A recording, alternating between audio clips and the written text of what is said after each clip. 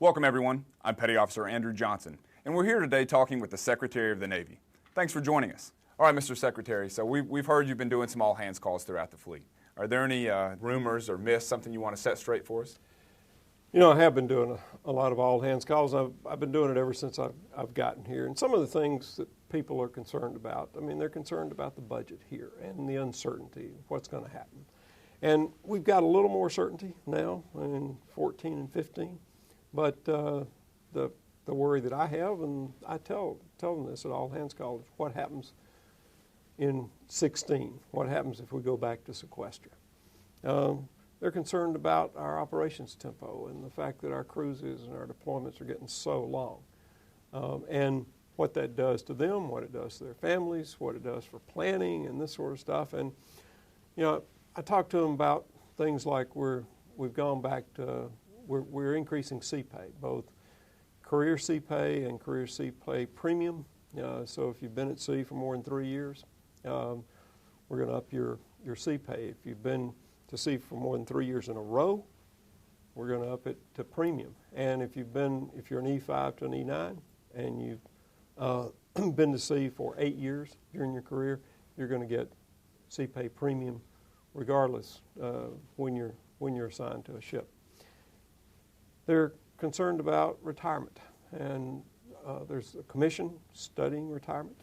But one of the things that everybody has said about this commission is that regardless of whether or not they come out with any changes, and they're not due to report out until next year, is that the thinking is when the commission was set up is whatever system you join under, that's the system you're going to retire under. So I think that's one rumor, one myth that we can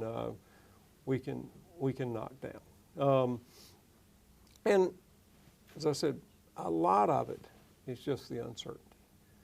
What's it mean for individual sailors? What's it mean for individual Marines? And that's one of the reasons we set up 21st Century Sailor and Marine. So you can go to the website, you can check out some of these rumors. That if somebody tells you something, and I know I was in the Navy, and rumors do get started, and if you don't sort of rumor bust them, they become the truth, or at least what people think on a ship or on a base or whatever. And we got one place you can go on 21st Century Sailor and Marine and look at what's out there. But those are some of the things I've been hearing. And, you know, if you're a sailor out there, I'm probably coming to an all-hands call near you soon.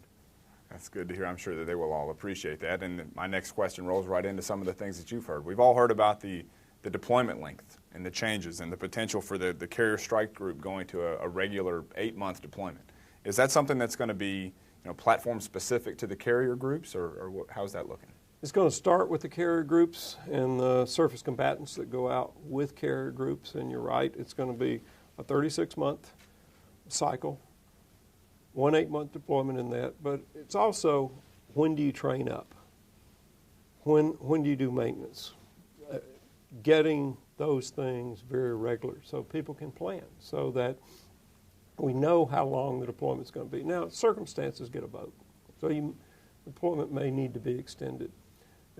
But on just a normal thing, we're going to move that to the amphibs. We're going to move that to all ship types. We're starting with the carrier and with the strike group, and with the surface combatants, but that's a plan, and it's helpful to everybody. It's helpful to the sailors and their families. It's helpful in terms of keeping those ships maintained, making sure they reach their normal lifespan, making sure that when we send a ship out, it's been through the regular training cycle, that everybody's trained up, ready to go when they do deploy. Right. Well, I know another thing that everybody's wanting to know about is the force size. Are we looking at a reduction in force size for the Navy? Not for the Navy. No, pretty much the force size we have today is the force size. Of course, if Congress passes the President's budget that we put in for FY15, and you look out 5 years, it's almost exactly the same size in 19 as it is in 15. That's good to hear. Good to hear. Is there anything you'd like to add, Mr. Secretary? Well, yeah, I just want to tell the sailors and Marines, thank you for what you do. Thank you for what you do every day. I don't think people in this country understand as much about what sailors and Marines do because we're America's away team. And even though we're coming out of 2 wars, we're out of Iraq, we're coming out of Afghanistan, there are no permanent homecomings for sailors or Marines. We're always deployed. We're always out there forward.